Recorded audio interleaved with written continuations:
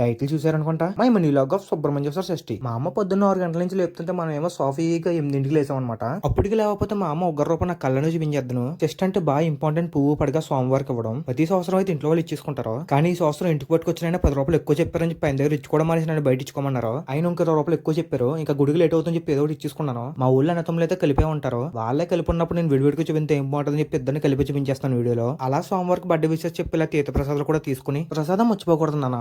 So ఇప్పుడు మా ఊళ్ళో కంప్లీట్ అయిపోయిన తర్వాత అక్కడి నుంచి అలా పాల్గొమ వెళ్తున్నాము. మా ఊరు నుంచి పాల్గొమ వెళ్ళాలంటే 2 పక్కన ఊళ్ళే, కాకపోతే ఈ మధ్యలో వంతున ఉంటుంది, వంతుని దాటుకుని వెళ్ళాలి.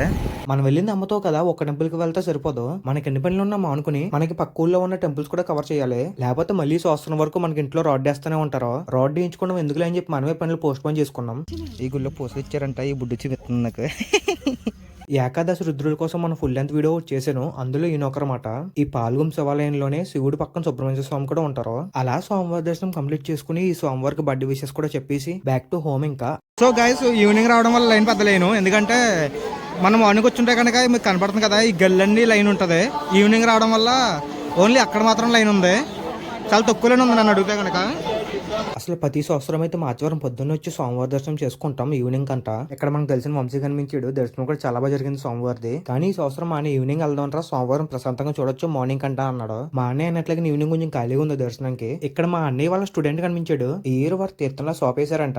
మా అన్నయ్య మన స్టూడెంట్ కదా అని చెప్పేసి 50 రూపాయలు కొనవలసింది 100 రూపాయలు కొంటున్నాడు. తనమేమో మా సార్ నా దగ్గరకు వచ్చారని చెప్పేసి 100 రూపాయలు కట్టవలసింది 200 రూపాయలు కడుతున్నాడు. ఏం ప్రేమరా నాయన. అదేంటో కానీ మన లైఫ్ లో ఇలాంటి వాళ్ళు మనకు ఒకళ్ళు తగలరు. మాట్లాడితే వీడియోలు తీసేస్తున్నానని చెప్పి వదిలేసి వెళ్ళిపోతున్నాడు మా అన్నయ్య. అక్కడ ఇచ్చుకున్న బట్టలు ఎలా ఓపెన్ చేసారో లేదా దండయాత్ర మొదలైపోయింది దాని మీద. ఇందాక చెప్పాను కదా 50 రూపాయలు 100 రూపాయలు కొంటున్నాడు మా అన్నయ్య అని చెప్పి. అందులో ఇది ఒకటి అనమాట. ఒక్క పేపర్ కు ఇప్పుడు ముగ్గురు చేతులు తుడుచుకోవాలి. ఎందుకు అంకుల్ అంత సీరియస్ గా చూస్తున్నారు ఆ వంక, కొంచెం రుక్కు మార్చరాదే. మా అన్నయ్య లేజర్లైట్ ఒకటి తీసుకున్నాడు మా లెక్కి కోసమని. చొక్కా వేసింది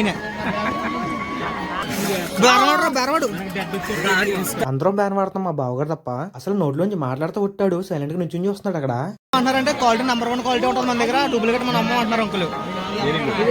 నమ్మకూడదు కూడా సపోర్ట్ చెప్తున్నారు అంకుల్. అన్న మా దగ్గరకు వచ్చండి అని చెప్తారు దోశలు ఒక్కొక్కరిని ఎక్కడికి షాప్ లోకి. అర్థమైందా మీకు? అప్పుడు అందరూ వచ్చి కొడుకుంటారు. నాకు గోల్ భరించలేక మా అన్నయ్య కవర్ ఇచ్చాడు నాకు. సో అంకుల్ హ్యాపీ, మా అన్నయ్య హ్యాపీ, ఈ చూసాక మా లెక్కి ఇంకా హ్యాపీ. మంచి అంకుల్ అని చెప్పాను నా వీడియోలోనే. మరి మంచిగా ఇవ్వాలి కదా మాకు డిస్కౌంట్. మరి ఒక ఐటమ్ వచ్చి 3 ఐటమ్లు తీసుకున్నామన్నా. ఎంతమంటారు అంటే 30 రూపాయలు డిస్కౌంట్ అంతేనా మాకు? ఏదో మన వీడియోలో ఎందుకోసం చెప్పి కసపు అంకులతో అడుగున్నాం తప్ప బార్గెనింగ్ చేయాలని ఉద్దేశం లేదు మనకి అసలు. అని కొంచెం దగ్గర పెట్టి వీడియో తీసుకుంటారంటే ఎప్పుడు చూసినా అదే వీడియోలు అని చెప్పి తినేస్తాను మా అన్నయ్య. అలా చూడుతుంటాం కంప్లీట్ అయ్యాక జిలేబీ కూడా ఓపెన్ చేస్తాం. ఈ సంవత్సరం ఎంత గ్యాస్ ఇంకా మేబీ నెక్స్ట్ ఇయర్ కొంచెం మంచిగా చూపిందాం. టాటా.